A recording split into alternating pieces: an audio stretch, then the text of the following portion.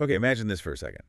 Running on broken legs. Yeah. Actually running. Yeah, it's wild. Or doing a 100-mile ultramarathon with zero training.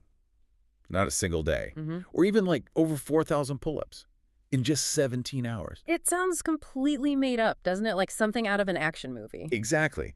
But here's the kicker. Mm-hmm. It's real.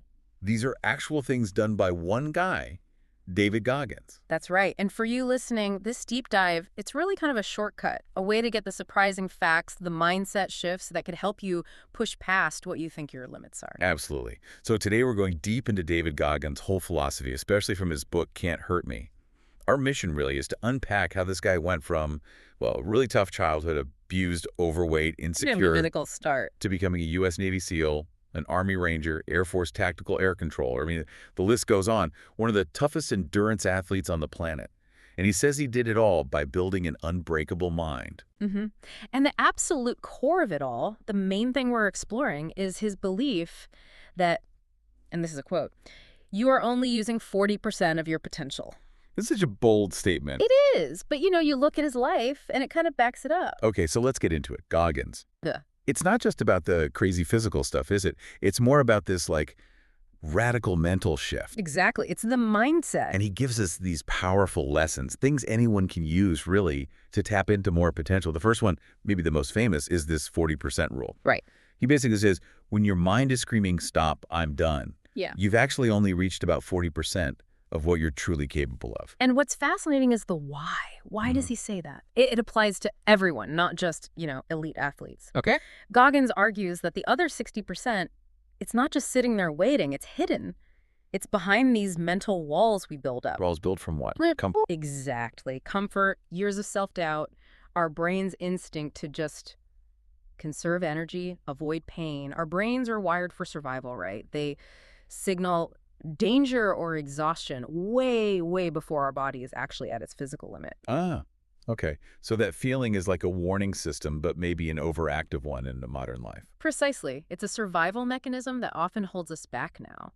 Goggins teaches you to see that first I'm done, that overwhelming urge to quit, as just the starting line. The starting line. Wow. Yeah, the starting line for accessing what you really have left in the tank. So you're saying when I feel completely wiped out, maybe after a hard workout or just a long day struggling with a problem at work, that feeling is mostly my brain saying, let's play it safe, not my actual limit. That's the core idea, yes. It's your comfort mechanism kicking in hard. So how does Goggins say we push past it, that 40% mark? Well, it's about deliberately leaning into that feeling, that discomfort, not like recklessly, but understanding that your mind will try to stop you early. He challenges you to just take one more step, do one more rep, work 5 more minutes after your brain screams, stop. It's that tiny incremental push.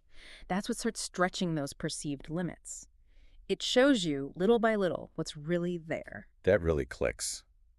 And it leads perfectly into his next big idea, doesn't it? Yeah. He talks about callousing the mind. Mm-hmm. Using that analogy, like your hands get calluses from hard work, your mind can too. Well, what does that mean in practice? How do you do that?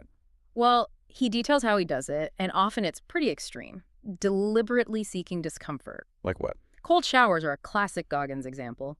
Running insane distances on little sleep, pushing through pain when every fiber says stop. But the key is the purpose. Right, it's not just masochism. No, definitely not. It's mental conditioning. Think of it like psychological inoculation. You expose yourself regularly to small, manageable, chosen hardships. And by doing that, you train your brain. You teach it that discomfort isn't necessarily a threat. It's just a feeling.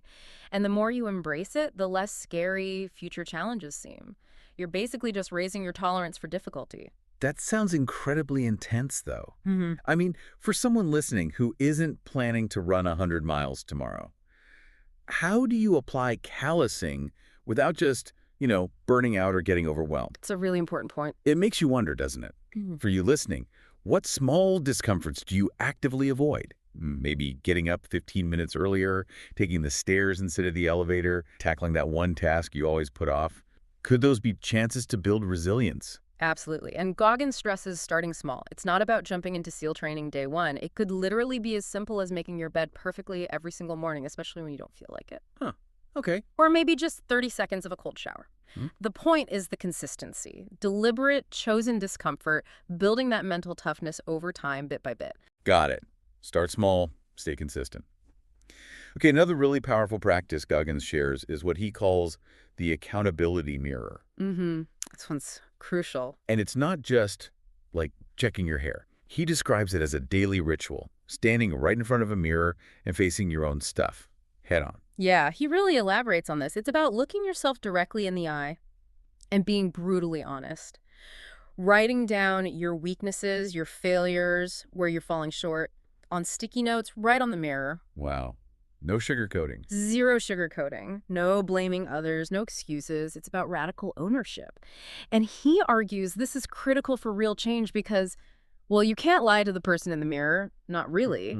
It forces you to confront the unvarnished truth. Self-deception just has nowhere to hide when you're staring yourself in the face like that. It's the necessary first step, that raw honesty. It sounds painful, Mm-hmm. but also incredibly powerful. It makes you think, what would you write on your accountability mirror if you were really, truly honest with yourself?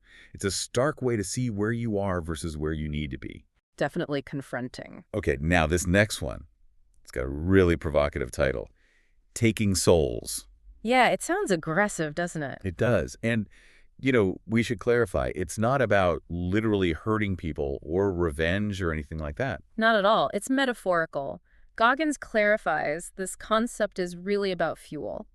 Using other people's negativity, their doubt, their skepticism as fuel. How does that work? So when people doubt you or tell you you can't do something or try to break your spirit, you don't argue. You don't engage on their level. Instead, you channel that energy into your work. You outwork them so completely, so relentlessly, that you prove them wrong through sheer effort. You demonstrate such an unbreakable resolve that you metaphorically take their soul, meaning you show them, and more importantly, you show yourself that their negativity has zero power over you. So it's not about getting back at them. No, it's about personal proof. It's proving your own resilience to yourself. It's showing yourself what you're made of, maybe even because someone doubted you. That completely flips the script on negativity, doesn't it?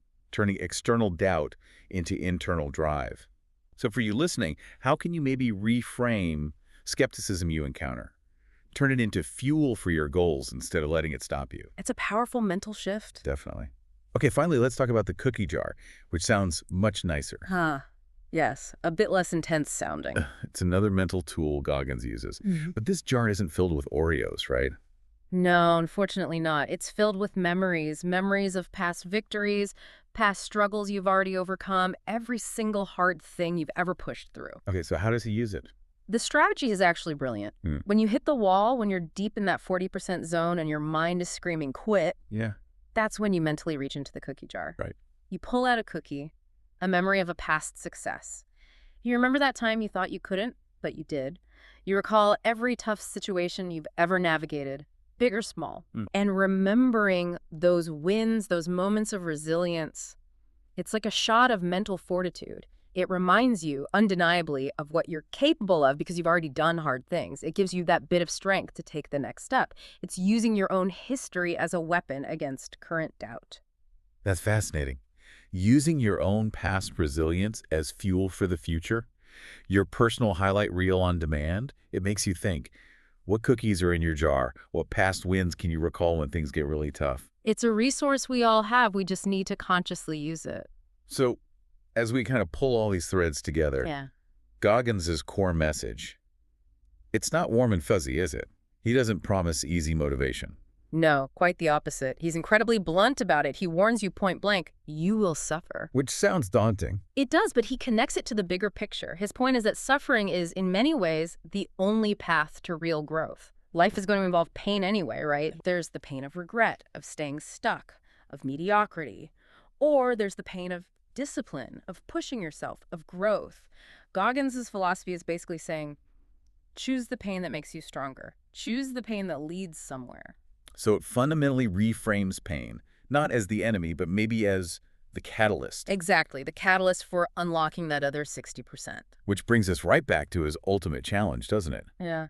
The question isn't really, can you do it? Because he seems to believe, deep down, you probably can. Right. The real question is, will you push yourself beyond the 40% you've been living at? And his mantra sums it up perfectly. Don't stop when you're tired. Stop when you're done. Powerful stuff. So here's a final thought for you to chew on. How can you start to identify where your 40% mark really lies? And maybe more practically, what's just one small, manageable discomfort you could deliberately seek out this week? Just to begin callousing your mind, Goggins style.